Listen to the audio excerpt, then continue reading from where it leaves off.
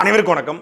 மன்னிப்பு கேள் சாட்டை துரைமுருகனே மன்னிப்பு கேள் அப்படின்னு என்னுடைய வீட்டு வாசல்ல ஒரு 2 நாளைக்கு முன்னாடி அமமுக கட்சியை சார்ந்த ஒரு 4 பேரும் அப்புறம் அவங்க அழைச்சிட்டு வந்த ஒரு 10 பெண்களும் முழக்கம் போட்டாங்க. என்ன ஏதுன்னு விசாரிச்சு பார்த்தா அமமுகவுடைய கட்சியினுடைய தலைவர் டிடிவி தினகரன் குறித்து சாட்டையில் வெளிவந்த காணொலியை நீக்கணும், அந்த காணொலிக்கு வருத்தம் தெரிவிக்கணும், மன்னிப்பு கேட்கணும் அப்படிங்கிற கோரிக்கைகளை முன்வைத்து வீட்டை முற்றுகையிடுவதற்காக அவங்கெல்லாம் வந்திருப்பதாகவும், மன்னிப்பு கேட்டால் தான் வீட்டை விட்டு கலைஞ்சு போகணும்னு சொல்லி அது தெருவில் கார் பக்கத்திலே உட்கார்ந்துட்டாங்க. அதுக்கப்புறம் காவல்துறை வந்த பிறகு அவங்க எல்லாத்தையும் அழைச்சி கொண்டு போய் மண்டபத்தில் அடைச்சி காவல்துறை அவங்க விடுதலை பண்ணியிருக்காங்க. அப்புறம் நாம் தமிழ் கட்சியுடைய பொறுப்பாளர்லாம் வந்தாங்க. வந்த பிறகு நானும் பத்திரிகை சந்திப்பு நடத்தினேன். அப்போ இல்லை சில பேர் கேட்டாங்க, எதற்காக டிடிவி தினகரன் நீங்கள் விமர்சிக்கிறீங்க? அமமுக கட்சியை சார்ந்த டிடிவி தினகரன் அவர்கள் நீங்கள் சார்ந்திருக்கிற நாம் தமிழ் கட்சி குறித்தோ நாம் தமிழ் கட்சியுடைய தலைமை சீமான் குறித்தோ அவர் பேசியதே இல்லையே, நீங்கள் மட்டும் ஏன் அவரை விமர்சிக்கணும்? அப்போ இந்த பிரச்சனை எங்கே தொடங்குச்சு என்று பல பேர் கேட்டிருந்தாங்க. உண்மையிலேயே என்ன நடந்துச்சு, ஏன் டிடிவி தினகரன் அவர்களை விமர்சனம் பண்ண, ஏன் அவங்க முற்றுகை போராட்டம் விட வந்தாங்க அப்படிங்கிறதான் இந்த காணொலி நம்ம தெளிவாக பார்க்க போறோம். நீதி வழங்கும் போது அண்ணன் தம்பி சொந்தம் பந்தம் பணக்கார ஏழை எதையுமே பார்க்க கூடாதுடா, நியாயத்தை மட்டும் தான் சொல்லணும். கடந்த அக்டோபர் மாதம் 30ஆம் தேதி தேவர் ஜெயந்தி என்று பசுமொன்னுக்கு டிடிவி தினகரன் மரியாதை செலுத்த போறாரு. அவரோடு ஓபிஎஸ் அவர்களும் செங்கோட்டை அவர்களும் போறாங்க. அதிமுகவில் இருந்து கொண்டே அதிமுகவிலிருந்து நீக்கப்பட்ட ஓபிஎஸோடு டிடிவி தினகரனோடு தொடர்பு வைத்தார் என்பதற்காக செங்கோட்டையன் அந்த கட்சியிலிருந்து நீக்க போறாரு. ஒரு அரசியல் விமர்சகராக நாட்டில் நடக்கக்கூடிய எல்லா அரசியல் சார்ந்த நிகழ்வுகளையும் எல்லா சம்பவங்களையும் சாட்டில் நம்ம தினமும் பேசுறோம். கிட்டத்தட்ட 1700 காணொலிகளை வெளியிட்டிருக்கிறோம். கிட்டத்தட்ட 18,30,000 சப்ஸ்கிரைபர் நம்மளுக்கு பின்தொடர்ந்து இருக்கிறாங்க. இந்தியா முழுக்க உலகம் முழுக்க நடக்கக்கூடிய நிகழ்வுகளை மக்களுக்கு எளிமைப்படுத்தி மக்கள் மொழியில் பேசுறோம். அந்த அடிப்படையில் செங்கோட்டையன் ஏன் நீக்கப்பட்டார், இதனுடைய பின்னணி என்ன அப்படின்னு சாட்டையில் நான் காலையில் வெளியிடுறேன். அதிமுகவிலிருந்து நீக்கப்பட்ட செங்கோட்டையன் திமுகவில் ஐக்கியமாகும் டிடிவி தினகரன் அப்படின்னு போடுறேன். இது ஒரு அரசியல் விமர்சனம். இந்த விமர்சனத்தில் ஏதாவது பிழை இருந்தா, நான் தவறாக பேசியிருந்தா அதுக்கு பதில் நீங்கள் காணொலி வெளியிடலாம், அதுக்கு பதில் சொல்லலாம். இல்லைங்க உங்களுக்கெல்லாம் பதில் சொல்ல முடியாது அப்படின்னு கடந்து போகலாம். இல்லை நீங்கள் பேசியது எங்களுக்கு கடுமையாக விமர்சனம் பண்ணிட்டீங்க அப்படின்னா, நான் பேசியது பொய் அப்படின்னா நீங்கள் மானநஷ்ட வழக்கு போடலாம், அவதூறு வழக்கு போடலாம். இதெல்லாம் விட்டுட்டு அந்த முதல் காணொலிக்கு தொடர்ச்சியாக என்னுடைய வாட்ஸ்அப்பில் உன்னை உயிரோடு எரிச்சிருவோம், உன்னை உயிரோடு கொன்றுவோம், உன்னை அப்படி பண்ணிடுவோம், இப்படி பண்ணிடுவோம், நடக்கிறதே வேற, டிடிவி தினகரனை பற்றி நீ எப்படி பேசுகிறான்னு ஒரு 50 ஃபோன் வருது, தொடர்ச்சியாக வந்துகிட்டே இருக்கு. அப்போ நான் கேட்டேன், என்ன நான் ஒன்றும் தப்பாக பேசலையே. 2017ஆம் ஆண்டு ஓபிஎஸ் அவர்களை முதலமைச்சராக ஆக்கியது அம்மையார் ஜெயலலிதா அவர்கள் உடல்நிலை சரியில்லாமல் இருக்கும்போது ஓபிஎஸ் அவர்களை முதலமைச்சராக ஆக்கியது டிடிவி தினகரன் சார்ந்த குடும்பம் என்று சொல்லப்பட்டுச்சு. திருப்பி அந்த ஓபிஎஸ் அவர்களையே பதவியிலிருந்து இறக்கி எடப்பாடி பழனிசாமி அவர்களை முதலமைச்சர் ஆக்கியதும் இவர்கள் தான் என்று சொல்லப்பட்டுச்சு. அன்றைக்கு ஓபிஎஸ் அவர்களை முதலமைச்சர் பதவியிலிருந்து இறக்கிய நீங்கள் இன்னைக்கு ஓபிஎஸ் பக்கத்தில் வச்சிருக்கீங்க. இதே போல தான் செங்கோட்டையனையும் அதிமுகலேருந்து கூட்டு வந்து ஏதோ ஒரு லாபி பண்ண பார்க்குறீங்க அப்படின்னு ஒரு விமர்சனத்தை வைக்கிறேன். இந்த விமர்சனத்தில் உண்மைத்தன்மை இருக்கா இல்லையா எல்லாருக்கும் தெரியும். அமமுக கட்சியில் இருப்பவங்களுக்கும் தெரியும், அதிமுகவில் இருப்பவங்களுக்கும் தெரியும், பார்த்து கொண்டிருக்க மக்களுக்கும் தெரியும். இல்லை பொய். ஓபிஎஸ் அவர்கள் பதவி நீக்கப்படுவதற்கு டிடிவி தினகரன் காரணம் இல்லை. செங்கோட்டையன் அதிமுகலேருந்து வெளியேறுவதற்கும் டிடிவி தினகரன் காரணம் இல்லை. செங்கோட்டையனுடைய தனிப்பட்ட முடிவு அப்படின்னா அது நீங்கள் பதில் சொல்லலாம். இல்லைங்க நீங்கள் தப்பாக சொல்லிட்டீங்க. செங்கோட்டையன் அதிமுகலேருந்து வெளியே வருவதற்கும் எடப்பாடி பழனிசாமிக்கு எதிராக நிற்பதற்கும் இல்லை அதிமுகலேருந்து நீக்கப்பட்டதுக்கு பின்னாடியும் பசுமொன்னுக்கு வரவழைக்கப்பட்டதுக்கு பின்னாடியும் இதுவரைக்கும் எத்தனை தேவர் ஜெயந்தி நடந்திருக்கு. 1977 செங்கோட்டையன் அவர்கள் எம்எல்ஏ இருக்கார். என்னைக்காவது தேவர் ஜெயந்தி வந்திருக்காரா? என்னைக்குமே வராத இவர் இன்றைக்கு மட்டும் இந்த வருஷம் மட்டும் வர வேண்டிய தேவை என்ன? அதுவும் ஓபிஎஸ் டிடிவி தினகரனோடு வர வேண்டிய தேவை என்ன அப்படி ஒரு கேள்வி இருக்குல்ல. தேவர் ஜெயந்திக்கு எல்லாரும் வரலாம், மனமாற வரவேற்கிறோம், இது பண்ணலாம், தப்பே கிடையாது. ஆனால் எப்போதும் இல்லாதவர் இந்த முறை ஏன் வராருங்கும்போது அதுக்கு பின்னாடி ஒரு அரசியல் இருக்குல்ல. அதை நான் பேசணுமா பேசக்கூடாது என்று எப்படி சொல்ல முடியும்? நீ இவரை பேசணும் இவரை பேசக்கூடாது அப்படின்னு சொல்ல முடியாது. பேசியதை பிழை இருக்கு அப்படின்னா அந்த பிழையை சொல்லலாம். இல்லை பேசியது முழுக்கவே தவறுங்க, பொய், முழுக்க பொய். நீங்கள் டிடிவி தினகரனை திட்டமிட்டு அவதூறு பரப்புறீங்க, டிடிவி தினகரனுடைய நற்பெயருக்கு களங்கம் வைக்கிறீங்கன்னா தாராளமாக இந்த தமிழ்நாடு முழுக்க நீதிமன்றங்கள் இருக்கு, ஒரு டிஃபர்மேஷன் சூட் போடலாம். இப்போ திமுகவை குறித்து தொடர்ச்சியாக பேசுகிறோம். 2018 நான் சாட்டை வழி தொடங்கிய பிறகு தொடர்ச்சியாக பேசுகிறேன். என் மீது வழக்கு போட்டாங்க, சிறைப்படுத்துகிறாங்க, அவதூறு வழக்கு போட்டிருக்காங்க. அதே போல் ராமநாதபுரத்துடைய பாராளுமன்ற உறுப்பினர் குறித்து நான் பேசினேன். அவர் ஒரு ஒரு டிஃபமேஷன் ஷூட் போட சொல்லி நோட்டீஸ் அனுப்பிச்சாரு. இதே அதிமுக எம்ஆர் விஜயபாஸ்கர் குறித்து பேசியிருக்கேன், அவர் வந்து ஒரு வழக்கு போறேன்னு சொல்லி நோட்டீஸ் அனுப்பிச்சாரு. இதுதான் முறை. ஒரு அரசியல் ரீதியாக விமர்சனம் பண்ணால் விமர்சனம் பண்ணுவாங்க, இல்லையா விமர்சனத்தை தாண்டி ரொம்ப பொய் பேசுறாரு அப்படின்னா வழக்கு போடுவாங்க. ஆனால் அதை விட்டுட்டு அலைபேசி என்ன பொது வழியில் பகிர்ந்து தொடர்ச்சியாக அழைப்புகளை கொடுத்து கொடுத்து கொடுத்து மிரட்டுறாங்க. எல்லாமே அமமுக கட்சியை சார்ந்த பொறுப்பாளர்கள். இது திரு டிடிவி தினகரனுக்கு தெரியுமா தெரியாதா? உங்கள் கட்சியை சார்ந்த நபர்கள் பொது வழியில் என்னுடைய அலைபேசி எண்ணை எடுத்து போட்டு அந்த அலைபேசி எண்ணுக்கு நீங்கள் மிரட்டுங்க திட்டுங்க அப்படின்னு போடுவது எந்த மாதிரியான அணுகுமுறை? அப்போ அதை பண்ண பிறகுதான் நான் 2வது காணொலி வெளியிடுறேன். டிடிவி தினகரனுடைய மொத்த அரசியல் பின்னணி, அவர் யாரு, என்ன விவரம், எப்படி அரசியலுக்கு வந்தார் அப்படிங்கிறத நான் என் பாணியில் பேசுகிறேன். அந்த காணொலியில் 2 இடங்கள் எங்களை வருத்தப்பட வச்சிருச்சு. அதாவது நான் கேட்ட கேள்வியை யாரும் மறுக்கலை, அமமுக கட்சி சார்ந்த யாரும் மறுக்கலை, கேட்ட கேள்வியை மறுக்கலை. டிடிவி தினகரன் வந்து அப்போலோ மருத்துவமனைக்கு ஏன் 75 நாட்கள் போகலை, 2007 2017 வரைக்கும் ஏன் அவர் அதிமுகவில் இல்லாமல் இருந்தார், அம்மையார் ஜெயலலிதா உயிரோடு இருந்த வரைக்கும் அவர் எங்கே போனார் அப்படிங்கிற கேள்வி யாரும் மறுக்கலை. ஆனால் 2 இடம் அவங்களை வருத்தப்பட வச்சிருச்சான். சின்னம்மா அவர்களுடைய, அதாவது சசிகலா அவர்களுடைய அக்கா மகனாக இல்லாமல் இருந்திருந்தால் அவர் வந்து ஒரு ஆஃபீஸ் பியூனாக தான் இருந்திருப்பாரு அப்படின்னு நான் சொல்லியிருந்தேன் சொன்னாங்க. அது எங்களை வருத்தப்பட வச்சிருச்சு. ஒரு கட்சியினுடைய தலைவரை நீங்கள் இப்படி வந்து பேசிடக்கூடாதுனாங்க. சரி, அந்த வார்த்தையை நான் திரும்ப பெற்றுக்கிறேன், அப்படி நான் சொல்லியிருக்கக்கூடாது.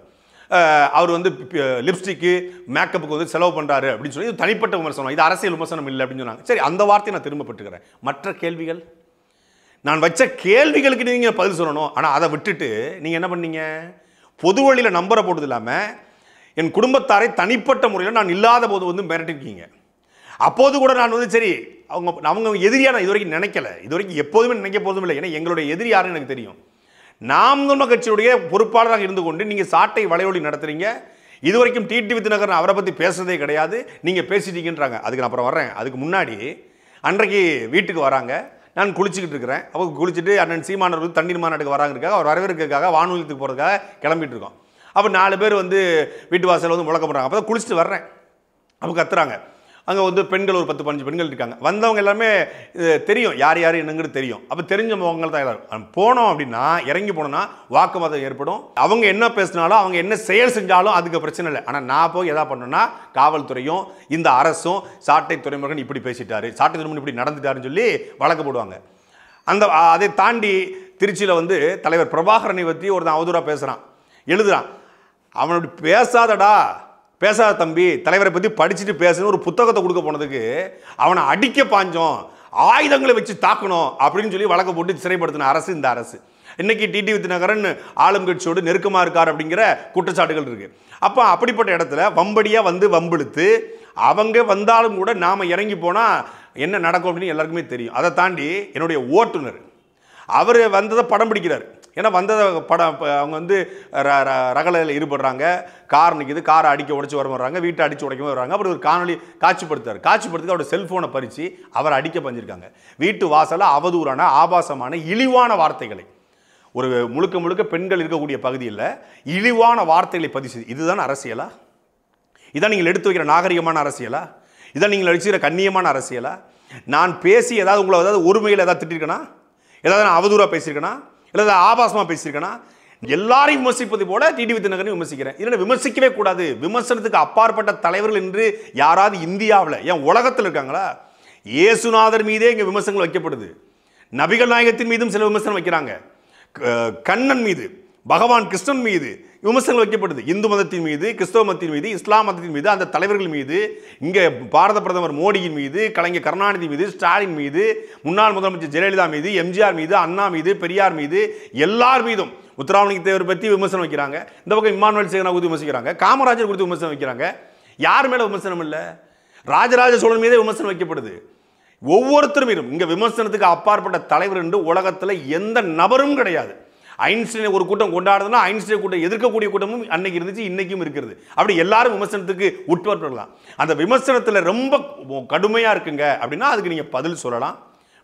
நான் ஒரு காணொலி போட்டேன், உங்கள் கட்சியை சார்ந்த கொஞ்சம் 10-20 பேர் காணொலி போட்டாங்க. காணொலியில் நான் கேட்ட கேள்வி யாரும் பதில் சொல்லலை. ஆனால் என்னுடைய தனிப்பட்ட குடும்பத்தை பற்றி, என்னை பற்றி இழிவாக தான் பேசுனாங்க, அவதூறு தான் பரப்புனாங்க. அவங்க பேசி தான் அவதூறு. நான் அவருடைய தனிப்பட்ட குடும்பத்தை பற்றியோ அவருடைய வாழ்க்கையை பற்றியோ நான் எதுவும் பேசலை.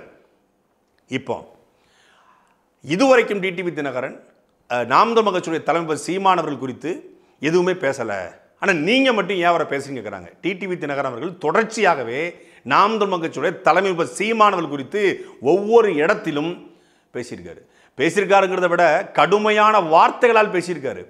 யாரும் பேசாத அளவுக்கு பேசியிருக்காரு. தமிழ்நாட்டில் எந்த கட்சி தலைவரும் பேசாத அளவுக்கு பேசியிருக்காரு.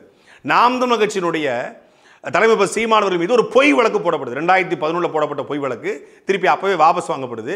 திருப்பி 2023 கொடுத்து திருப்பியும் அந்த புகாரை வாபஸ் வாங்குறாங்க. அந்த வழக்கு நீதிமன்றத்துக்கு வந்தபோது தமிழ்நாட்டில் எந்த அரசியல் கட்சியுடைய தலைவரும் பதில் சொல்லலை. மரியாதைக்குரிய எதிர்க்கட்சி தலைவரை எடப்பாடி பழனிசாமிகிட்ட போயிட்டு அந்த வழக்கு குறித்து கேட்கும்போது அது அவருடைய தனிப்பட்ட விவகாரம், அது ஒவ்வொரு மனிதனுக்கும் தனிப்பட்ட பர்சனல் ஒன்று இருக்கும், அதில் நம்ம கருத்து சொல்ல முடியாது அப்படின்னு சொல்லி கடந்து போறார். ஆனால் டிடிவி தினகரன் அவர்கள் இந்த விஜயலட்சுமி வழக்கு குறித்து கடுமையான வார்த்தையில் பதிவு பண்ணார். திமுக என்ன பேசோ திமுகவுடைய குரல் போலவே பேசினார். அதில் அவர் சொல்றாரு, சீமான் உண்மையில குற்றம் இல்லைன்னா, அவர் மடியில் பயம் இல்லைன்னா அவர் குற்றவாளி இல்லைன்னு போய் நீதிமன்றத்தை நிரூபிக்க வேண்டியதானே. அவர் இதுக்கு வந்து பதஷ்டப்படுறாரு. பெண்களை வச்சுட்டு பேசுகிற பேச்சா, அது முகம் சுளிக்கிற மாதிரியான பேச்சா இருக்கு.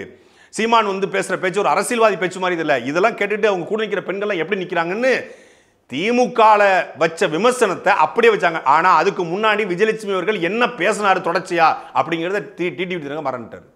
அதை மறந்துட்டு சீமான காயப்படுத்தணும், சீமான விமர்சனப்படுத்தணும், சீமான கொச்சப்படுத்தணும் என்பதற்காகவே டிடிவி தினகரன் பத்திரிகையாளர் சந்திப்புல இந்த வழக்கு குறித்து கடுமையான வார்த்தையில் பதிவு. அது ஒரு பொய் வழக்குன்னு அவருக்கு தெரியாதா? அரசியல் 30 வருஷமா இருக்கக்கூடியவர் தெரியாதா? அது பொய்யாக புனையப்பட்ட வழக்கு. திமுக இவரை எப்படியாவது வீழ்த்தணும் என்பதற்காக தொடங்கப்பட்ட வழக்கு என்பது தெரியாதா? இந்த ஆட்சியை வச்சு எப்படியாவது பண்ணிடணும்னு எவ்வளவு முயற்சி பண்ணாங்க. அப்புறம் உச்சநீதிமன்றம் போய் தான் அந்த வழக்கில் சீமானவர்கள் வந்து வென்று வந்தாருங்கிறது தெரியாதா? ஆனால் அந்த வழக்கில் எவ்வளவு விமர்சனம் பண்ண முடியுமோ அவ்வளவு விமர்சனம் பண்ணார். நீதிமன்றமே சொல்லிவிட்டது, இந்த வழக்கை நீங்களாலாம் வித்ட்ரா பண்ண முடியாது, அதை வந்து அந்த வழக்கை தள்ளுபடி செய்யணும் அப்படின்னு சொல்லி திரு சீமான் அவர்கள் போட்ட இதுலயே அத முடியாது. வழக்கு தொடுத்தவங்களே, குற்றச்சாட்டு சொன்னவங்களே இருந்தாலும் வித்ட்ரா பண்ற அளவிற்கு இது இல்லை. ரொம்ப கடுமையான குற்றச்சாட்டுகள் இருக்கு. அதனால் நீதிமன்றம் இதை விசாரிக்க வேண்டும் அப்படின்னு சொல்லி நீதிமன்றம் பல கருத்துக்களை சொல்லியிருக்கு. அதெல்லாம் விலாவாரியா சொல்ல தேவையில்லை. அதனால சட்டத்தின் முன்பு சீமான் அவர்கள் அவர் தான் மடியில் கடையில்லை என்றால் அதை எதிர்கொள்வதுதான் ஒரு நல்ல வழிமுறையாக இருக்கு. அவர் பேசுறது, அது பக்கத்துல பெண்களை எல்லாம் நிறுத்தி கொண்டு அவர் பேசுறது உண்மையே நமக்கெல்லாம் கூச்சமா இருக்கு. அப்படிதான் அங்க கூட நிக்கிற பெண்களை அதை தாங்கி கொண்டு அவர் கவனிச்சாங்களா என்னன்னு தெரியல. அவர் பதஷ்டத்துல ஏதோ வாய்க்கு வந்ததெல்லாம் பேசுறாரு. அதே போல உலகத்துக்கே தெரியும் எதற்காக விஜய் அவர்களை அண்ணன் சீமான் எதிர்த்தாருன்னு. உண்மையிலே விஜய் அவர்களை வந்து அவர் தம்பியா தான் நினைச்சாரு, இப்பவும் தம்பியா தான் நினைக்கிறாரு. ஆனா என்றைக்கு பெரியார கையில் எடுத்தாரோ, தமிழ் தேசியமும் திராவிடம் ஒன்றுன்னு சொன்னாரோ, அரசியல் ரீதியாக அதாவது கொள்கை ரீதியாக விமர்சனங்களை தான் சீமான் வைக்க ஆரம்பிச்சார். ஒன்று அந்த பக்கம் நில்லு, இல்லை இந்த பக்கம் நில்லு, நடுவில் வந்தால் லாரி வந்து அடிபடி சாவே. அதாவது ஒன்று தமிழ் தேசியம் நில்லு, இல்லை திராவிடம் நின்று, ரெண்டு இந்த மண்ணுடைய இருக்கணுங்கன்னு சொல்லாத, பெரியார தூக்கிட்டு வராத. 50 ஆண்டு காலமாக போலியாக கட்டமைக்கப்பட்ட ஒரு பெரியாருங்கிற அந்த போலி பிம்பத்தை இங்கே ரெட்டமலை சீனிவாசனார், அயோத்தாச பண்டிதர் என்று பல்வேறு தலைவர்கள் இந்த சமூக நீதி களத்தில், சாதி ஒழிப்பு களத்தில், பெண்ணடிமைத்தனத்தை மீட்பதற்காக போராடிருக்காங்க. அந்த மொத்தத்தை பிம்பத்தையும் உடைச்சிட்டு பெரியாருங்கிற ஒரு பிம்பத்தை கட்டமைக்கும் போது சீமானவர்கள் தொடர்ச்சியாக அதை விமர்சிக்கிறாங்க.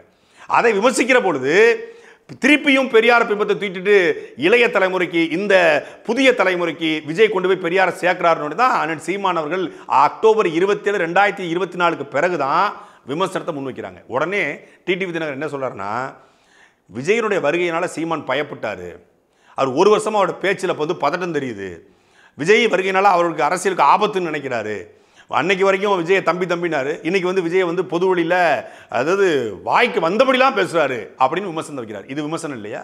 கடந்த ஓராண்டாகவே பார்த்தீங்கன்னா முன்ன வந்து திரு சீமான் அவர்களின் பேச்சு நிறைய ஏதோ தடுமாற்றத்திலையும் கோபத்தின் வெளிப்பாடாக தான் தெரியுது. அது குறிப்பாக திரு விஜய் அவர்கள் கட்சியை வந்தது பார்த்தீங்கன்னா அவரை வந்து தம்பி விஜய் நாங்கள்லாம் ஒன்றா செயல்படுவோங்கிற மாதிரி பேசினார். இப்போ விஜய் அவர்களால் இவருக்கு பாதிப்பு ஏற்பட்டு விடுமோங்கிற அச்சத்தில் அவர் இருக்கிற மாதிரி தான் அவருடைய பேச்சுகளும் அவர் விஜயை பற்றி பேசுவதும் நமக்கு தெரிகிறது.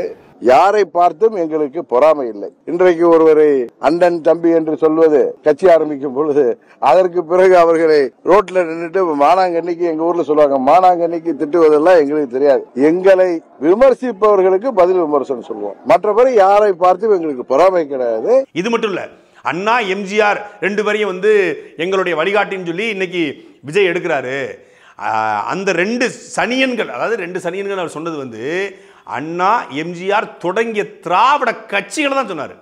அந்த தலைவரை சொல்லலை. அந்த தலைவர்கள் மீது அண்ணன் சீமானுக்கு பெரிய மதிப்பு உண்டு. ஏன்னா எம்ஜிஆர் பாயும் புலிகளுக்கு 10 கோடியை வழங்கி கொடுத்த வள்ளல் என்பதில் எந்த மாற்று கருத்தும் இல்லை. அண்ணாதுரையின் ஆட்சி அந்த 1.5 வருஷம் ஆட்சி நேர்மையான ஆட்சியாக இருந்தது. அவருக்கு ஒரு இலக்கு இருந்தது, நோக்கம் இருந்தது. அதுக்கு பிறகு அது குடும்ப ஆட்சியாக, வாரிசு அரசியலாக அந்த கட்சி மாறிச்சு.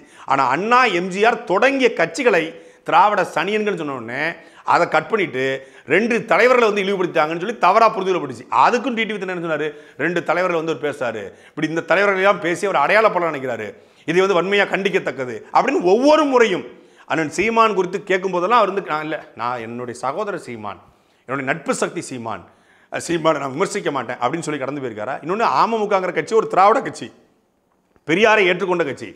பெரியார் தான் அவங்களுக்கு தலைவர், அவங்களுக்கு அம்மா தான் தலைவர், அவங்களுக்கு எம்ஜிஆர் தான் தலைவர். அதுக்கும் நாம் தமிழ் கட்சிக்கும் எந்த சம்பந்தமும் கிடையாது. அப்போ தொடர்ச்சியாகவே பல காலகட்டங்களில் அமமுகவோட தலைவர் டிடிவி தினகரன் சீமான் குறித்து விமர்சிக்கிறார். அதெல்லாம் தாண்டி நாம் தமிழ் கட்சியில் சின்னம் பறிக்கப்படுது. உலகத்துக்கே தெரியும் அந்த சின்னம் எப்படி பறிக்கப்பட்டுச்சுன்னு. இன்னைக்கு எந்த கட்சிக்கும் இல்லாத அளவுக்கு தேர்தலுக்கு ஒரு 15 நாளைக்கு முன்னாடி சின்னம் வந்து பறிக்கப்படுது, புதிய சின்னம் கொடுக்கப்படுது. கேட்ட சின்னம் தர மறுக்கிறாங்க. அப்பொழுது ஃபர்ஸ்ட் கம் ஃபர்ஸ்ட் சர்வ் தானே. நீங்கள் முதல்ல போய் கேட்டீங்கன்னா அந்த சின்னத்தை கொடுத்துருக்க போகிறாங்க. நீங்கள் வந்து சின்னத்தை கோட்டை விட்டுட்டு நீங்கள் பிஜேபி மேலே பழிய போறீங்கன்னு சொல்லி அன்னைக்கு பிஜேபி கூட்டணியில் இருந்ததுனாலே சின்னம் பறிபோனது குறித்து கூட டிடிவி தினகரன் பேசினாப்புல. நண்பர் சீமான் வந்து உணர்ச்சி ரீதியில ஒரு வருடமாகவே அவருடைய விமர்சனங்கள், அவருடைய பேச்சுக்கள் அரசியல்வாதியாக நமக்கே கொஞ்சம் வருத்தப்படுற அளவுக்கு தான் அவர் பேசுறாரு. மற்றவர்களை, மறைந்த அரசியல் தலைவர்களை அவர் வந்து தரக்குறைவாக பேசுவது, மற்ற மனிதர்களை பற்றி, மற்ற கட்சி தலைவர்களை பற்றி அவர் தான் வாய்க்கு வந்த மாதிரி பேசுறது உண்மையே வருத்தம் அளிக்கிறது. தந்தை பெரியாரை பற்றி பேசுறதெல்லாம் இது அவர் சொல்றாரு மற்றவங்களை, அவர் நாக்கில் சனி குடி கொண்டிருக்குன்னு தான் நான் நினைக்கிறேனே தவிர, அவர் இப்படி இது போல பேசுவதால் அவர் தனக்கு விளம்பரத்தை தேடிக்கொள்கிறார்கள் என்று தான் நான் பார்க்கிறேன் தவிர, பேரறிஞர் அண்ணா அவர்கள் தமிழ் சமுதாயத்திற்கு எப்பேற்பட்ட தொண்டு செய்தவர்கள். தந்தை பெரியார் அவர்கள் சமூக நீதி, பெண் விடுதலை, அந்த மூட நம்பிக்கைகள் எல்லாம் எதிர்த்து போராடிய ஒரு மாபெரும் தலைவர். இன்றைக்கு தமிழ்நாடு மற்ற மாநிலங்களிலிருந்து வித்தியாசமாக ஒரு சிறந்த மாநிலமாக விளங்குவதற்கு பெரியாருடைய முயற்சியில் காரணம். அவரை பற்றி சீமான் அவர்களுக்கு பேசுவதன் மூலம் அவர் தனது இருப்பை இன்றைக்கு அவர் காட்டிக்கொள்வதாகத்தான் நான் நினைக்கிறேன். அது வந்து வன்மையாக கண்டிக்கத்தக்கது அவருடைய செயல்பாடு. தந்தை பெரியார் அவர்கள் தமிழ்நாட்டுக்கு, தமிழ் சமூகத்திற்கு செய்த பணிகள், அவர் செய்த சீர்திருத்தங்கள் எல்லாம் ஏராளம். அதை ஆதரித்தோ அல்லது எதிர்த்தோ பேசிதான் ஒவ்வொருவர்கள் சிலர் தங்கள் நிலைப்பாட்டு, தங்கள் இருப்பையே காட்டிக்கொள்கின்ற அளவிற்கு இன்றைக்கு தமிழ்நாடு இன்றைக்கு இருக்கிறது. அதான் நிலைமை. அவரு சீமான் வந்து கடந்த ஆண்டுகள்ல பெரியாரை பற்றி எப்படி எல்லாம் பேசினாரோ, எப்படி புகழ்ந்து பேசினார் என்பது எல்லோருக்கும் தெரியும். இன்றைக்கு அவர் மாறி பேசுவதற்கு காரணம் என்ன என்று அவருக்கு தான் தெரியும். அதை எல்லாத்தையும் தாண்டி நான் சீமானை விமர்சிச்சதே கிடையாது, நாம் தமிழ் விமர்சனம் பண்ணதே கிடையாது, நீங்க மட்டும் இதுக்கு விமர்சனத்தை வைக்கிறீங்க கேட்குறாங்க. தமிழ்நாட்டு அரசியலில், அதாவது இந்த சின்ன சின்ன லெட்டர்பேட் அமைப்புகளுக்கு பிறகு ஒரு கட்சியினுடைய தலைவர் அண்ணன் சீமான் வந்து ஈழத்துக்கு போயிட்டு வந்தது குறித்து விமர்சித்தார் அப்படின்னா டிடிவி தினகரன் தான். தமிழ்நாட்டில் இருக்கக்கூடிய ஒருத்தருக்கு ஈழத்தில் இருக்கக்கூடிய பிரபாகரன் எதுக்காக துப்பாக்கி பயிற்சி கொடுக்கணும்? அது வந்து பிரபாகரன் பெயரை பயன்படுத்தி சீமான் இழிவான அரசியல் பண்ணி கொண்டிருக்கார் என்று சிவகங்கையில் ஒரு பத்திரிகையாளர் சந்திப்பில் அவர் பேசினார். செய்தியாக வந்து எப்போ, இப்போ 2025 பிப்ரவரி மாதம், இப்போ வரைக்கும் விமர்சனம் பண்ணியிருக்காரு. கடந்த ஒரு மாதத்துக்கு முன்னாடி கூட விஜயினால் சீமான் பதட்டப்படுகிறார், பயப்படுகிறார், போன வாரம் தம்பினாரு, இந்த வாரம் வந்து இந்த பொதுவெளியில் அசிங்கப்படுத்தான்னு தொடர்ச்சியாக விமர்சனத்தை முன் வச்சுட்டே இருக்காரு. தலைவர் பிரபாகரனை வைத்து இழிவான அரசியல் சீமான் செய்கிறார் என்று டிடிவி தினகரன் சொல்றாரு. அப்போது கூட அண்ணன் சீமான் அவர்கள் அவர் நம் எதிரி அல்ல, அவரை நம்ம விமர்சிக்க தேவையில்லை அப்படின்னு கடந்த முனர். விஜயலட்சுமி வழக்கு குறித்து டிடிவி தினகரன் கடுமையாக பேசிய போதும் அண்ணன் சீமான்ட்ட கேட்கும்போது அதை கடந்த முனர். அவங்க பேசினா பேசிட்டு போறாங்க, பெரிய மனிதர்கள் பேசினா பேசிட்டு போறாங்க அப்படின்னு தான் கடந்து போனாங்க. எப்போதும் கடந்து போனாங்க. ஆனால் நான் ஒரு சாட்டைங்கிற வலையொலியில் நான் விமர்சனமே செய்யக்கூடாது, நான் பொது விமர்சனத்தை வைக்கிறேன். இந்த விமர்சனத்துக்கு பதில் சொல்லாம இது வரைக்கும் சீமான நாங்க கேள்வி கேட்டதில்லை, நீங்க மட்டும் ஏன் எங்களை கேள்வி கேட்குறீங்க? சீமான் நீங்க தொடர்ச்சியாக விமர்சனம் பண்ணிருக்கீங்க. அந்த பத்திரிகையாளர் சந்திப்பை நீங்க பெரும்பாலும் அமமுக கட்சியை சார்ந்தவர்கள் பார்த்தீங்களா இல்ல பார்க்கலையான்னு எனக்கு தெரியல. இதெல்லாம் ஒரு கோபத்துல பேசுறாரோ, அவரு மற்றவங்களை மதிக்காம பேசுறாரோன்னு நான் நீங்க இங்க வந்திருந்தப்ப கேட்டப்பே நான் சொல்லியிருக்கேன். இப்ப பார்த்தா அவர் அடிப்படையே தவறா தெரியுது. திரு சீமான் அவர்கள் அங்க வந்து ஒரு பேச்சாளராக அங்கு அழைக்கப்பட்டு அங்கு நடந்தவற்றை பார்த்துவிட்டு தமிழ்நாட்டு மக்களுக்கு தெரியப்படுத்தணுங்கிற இருக்கணுங்கிற நோக்கத்துல தான் அவர் வரவழைக்கப்பட்டிருக்காரு. ஆனா அவர் அதை தனது சுயலாபத்திற்காக ஏதோ பிரபாகரனே அவருக்கு பயிற்சி கொடுத்ததா எனக்கு ஒண்ணு புரியல. ஏன்னா அவர் இத்தனை நாள் அது மாதிரி பேசியிருந்தது தெரிஞ்சா நான் முன்னே அதுக்கு கேள்வி கேட்டிருப்பேன். ஒருவரை தமிழ்நாட்டில இருந்து கூப்பிட்டு விடுதலைகள் பயிற்சி கொடுக்க வேண்டிய அவசியம் என்ன? அது தலைவரே வந்து நின்றுட்டு பயிற்சி கொடுத்து என்ன இங்க தமிழ்நாட்டில் போய் எல்லாரையும் சுடுன்னு சொல்றதுக்கா? எதுக்கு அது? இல்ல தமிழ்நாட்டுல துப்பாக்கி ஏந்தி தனி தமிழ்நாடு கேட்கணும்னா வேறுங்கிற அண்ணாவே தனி தமிழ்நாடுங்கிற அந்த கொள்கையை விட்டுட்டார். சீமான் அவர்கள் நான் பெரிய கொள்கை வீரரா பெரிய புரட்சியாளரா அவர் தன்னை காமித்துக் கொண்டதெல்லாம் ஒரு போலித்தனம் தான். ஈழத்து பத்திரிகையாளர் சொல்வது போல, போட்டோகிராஃபர் சொல்வது போல மோசடித்தனம் தாங்கிறது வெளிப்படுது. இவர் வந்து அவர் வெளிப்படுத்திய அந்த போட்டோக்களின் உண்மைத்தன்மை என்னங்கிறது தெரிய வந்துட்டு துப்பாக்கி வச்சுட்டு போட்டோ எடுத்தது அதெல்லாம் அவர் வெளிப்படுத்தி இன்னும் பிரபாகரன் இவருக்கு அரசியல் வாரிசு மாதிரி இவர் தன்னை காட்டி கொண்டிருந்ததுனால அதை கண்டு எத்தனையோ பேர் வந்து ஏமாத்திருக்கலாம். அவர்கள் எல்லாம் சுய பரிசோதனை செய்து கொள்ள வேண்டும். ஒரு அரசியல் கட்சி முற்றுகை போட்டிடலாம், தப்பு கிடையாது. ஆனால் எதை முற்றுகிடணும்? உண்மையிலே வந்து அமமுக கட்சி இந்த மண்ணுக்காக மக்களுக்காக போராடக்கூடிய கட்சி என்றால் பரந்தூரில் வந்து விமான நிலையம் வேணாலும் 5700 ஏக்கர் விவசாய நிலத்தை பறிபோயிடக்கூடாதுன்னு சொல்லி 1300 நாட்கள் போராடுறான். அவங்களுக்காக தலைமைச் செயலகத்தை நீங்கள் முற்றுகிட்டீங்க அப்படின்னா அது வரவேற்கத்தக்கது. இன்றைக்கும் கூடங்குளம் அணு உலையினுடைய கழிவுகளை புதைச்சிடக்கூடாது அப்படின்னு சொல்லி பல கிராம மக்கள் போராடுறாங்க. இந்த பொட்டலுடி அப்படிங்கிற கிராமத்தில் தொடர்ச்சியாக வந்து மீன் கழிவுகளை வந்து போடுறாங்கன்னு சொல்லி அந்த மக்கள் போராடுறாங்க. அதுக்கு நீங்கள் போராடலாம். ஆலங்குளம் பக்கத்தில் ஒரு கிராமத்தில் கிட்டத்தட்ட ஆயிரக்கணக்கான ஏக்கர் விவசாய நிலத்தை ஒரு தனியார் நிறுவனம் இந்த மாதிரி பவர் பிளான்ட் அமைப்பதற்காக, சோலார் பவர் பிளான்ட் அமைப்பதற்காக எடுத்துக்கொண்டது. அந்த ஊரே அழியும் தருவாயில் இருக்குது. லட்சக்கணக்கான மரங்களை வெட்டியிருக்கிறது. அதை எதிர்த்து போராடலாம், அதை முற்றுகை போராட்டம் பண்ணலாம். ஆத்து மணல் கொள்ள, கனிம வள கொள்ள, இயற்கை வள சுரண்டல் அப்படி அது நடைபெறுகிறது. டெட் தேர்வு எழுதிய ஆசிரியர் பெருமக்கள் இன்னைக்கு வரைக்கும் வேலை கிடைக்காம உட்கார்ந்துருக்காங்க. டிஎன்பிசியில் முறைகேடு நடந்திருக்கிறது. மீனவர் சாவு நிகழ்ந்திருக்கிறது. காவிரியில் இன்னைக்கு மேகதாதுல அணைக்கட்டை நிற்கிறான். அதுக்கு எதிராக நீங்கள் போட்ட முன்னெடுத்தீங்கன்னா அது வரவேற்கத்தக்கது, வாழ்த்துக்களுக்குரியது. ஆனால் ஒரு விமர்சன வச்சங்களுக்காக வீட்டை முற்றுகிட வருவது எந்த மாதிரியான அரசியல்? திமுகவை நம்ம கேட்காத கேள்வி கிடையாது, பேசாத விமர்சனம் கிடையாது. 5700 காணொலியில் கிட்டத்தட்ட 5000 வீடியோ திமுகவுனே போட்டிருப்போம். ஒவ்வொரு மேடையிலும் திமுகவை கேள்வி கேட்குறோம். ஆனால் திமுகவுடைய நபர்கள், அது முக்கிய பொறுப்பாளராக இருக்கட்டும், மாவட்ட பொறுப்பாளராக இருக்கட்டும், ஒன்றிய பொறுப்பாளராக இருக்கட்டும், அமைச்சராக இருக்கட்டும், தனிப்பட்ட முறையில் இதுவரைக்கும் எந்த இடத்துல பார்த்தாலும் சரி எங்களை எதுக்கு இப்படி பேசுறீங்க அப்படின்னு ஒரு வார்த்தை கேட்டது கிடையாது. அதே போல தான் அதிமுகவை சேர்ந்தவர்கள், ஏன் பிஜேபியை சேர்ந்தவர்கள், காங்கிரஸ் எல்லாரையும் விமர்சனம் பண்ணுறோம். யாரும் விமர்சனம் பண்ணல. எல்லாரையும் சந்திக்க முடியாமல் இருக்குமா? ஏதோ ஒரு சூப்பர் மார்க்கெட்டில், ஒரு தியேட்டரில், இல்லை ஏர்போர்ட்டில், இல்லை ரயில்வே ஸ்டேஷனில், இல்லை வந்து சாலையில் போகும்போது, டீ குடிக்க போகும்போது எங்கே பார்த்தாலும் ஏதோ ஒரு கட்சிக்காரன் நிற்பான். ஆனால் இதுவரைக்கும் ஒருத்தர் கூட இந்த மாதிரி வந்து தனிப்பட்ட முறையில் பேசியது கிடையாது. இப்போ திருச்சியில் தான் இருக்கோம், கே நேருவை நம்ம விமர்சனம் பண்ணலையா? எவ்வளோ விமர்சனம் பண்ணியிருக்கிறோம். ஆனால் இது வரைக்கும் ஆச்சு திமுக ஒரு வார்த்தை கூட ஒருத்தர் பேசினது கிடையாது.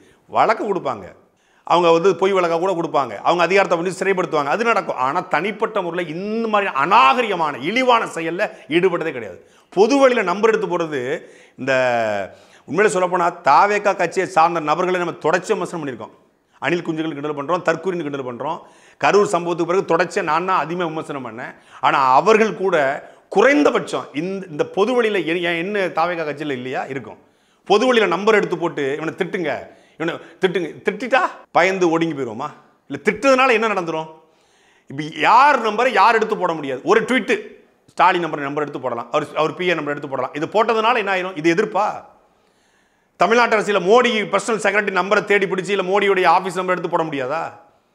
அப்படி நம்பரை போட்டதுனால என்ன நடந்துடும்? டிடிவி தினகரோட நம்பர் என்கிட்ட இல்லையா? இல்லை அவங்க கட்சியில் பொறுப்பாளர் நம்பர் என்கிட்ட இல்லையா? இல்லை வாங்க முடியாது. அவங்க நம்பரெலாம் எடுத்து பொது வழியில் போட்டால் என்ன திட்டுறாங்க, நீங்களும் திட்டுங்க அப்படின்னா மாறி மாறி திட்டிக்கிறது அரசியல்.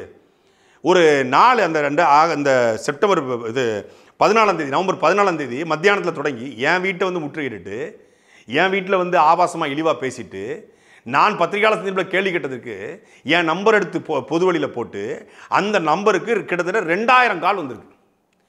2000 கால் மாறி மாறி மாறி மாறி இரவு முழுக்க கூட்டம் தூங்க விடக்கூடாது. நான் இன்றைக்கி பயணத்தில் இருக்கேன். பயணத்தில் இருந்தனால 10 மணிக்கு மேலே ஃபோன் வச்சு, இல்லைன்னா நான் ஃபோனை 10 மணிக்கெலாம் வந்து ஃப்ளைட் மோடில் போட்டு படுத்துருவேன்.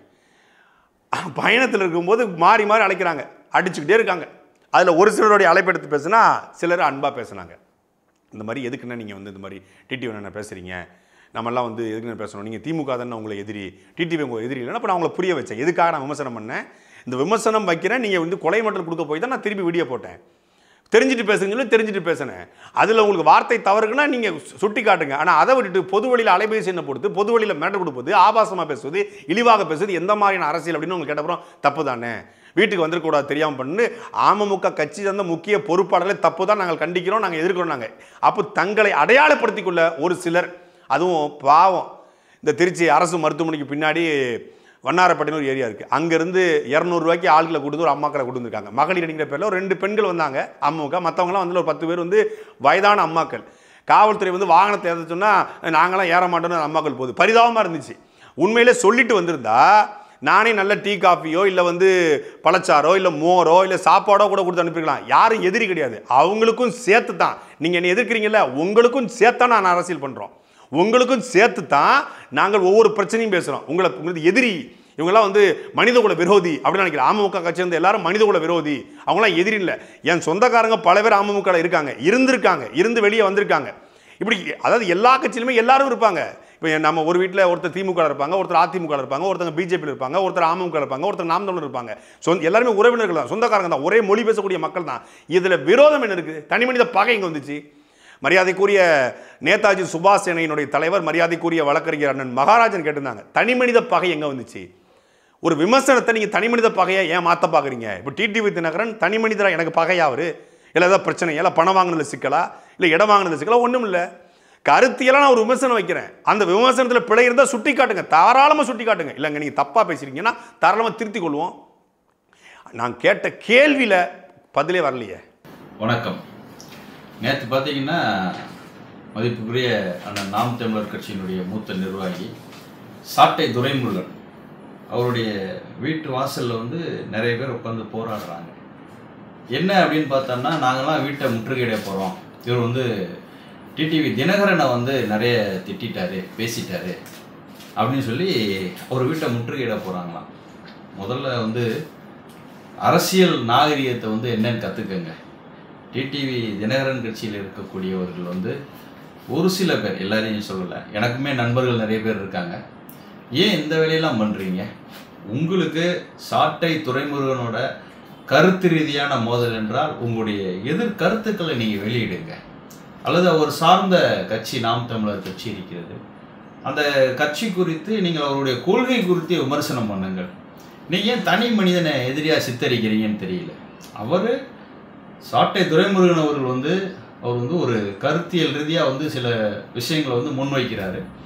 அதுக்கு நீங்கள் வந்து எதிர்ப்பு பண்ணுங்கள். எப்படி எதிர்ப்பு பண்ணுங்கன்னா, சட்டப்படி எதிர்ப்பு பண்ணுங்கள், கருத்தியல் ரீதியாக பேசுங்க. அண்ணன் டிடிவி தினகரன் அவர்கள் வந்து அதுக்கான பதிலை சொல்லட்டும்.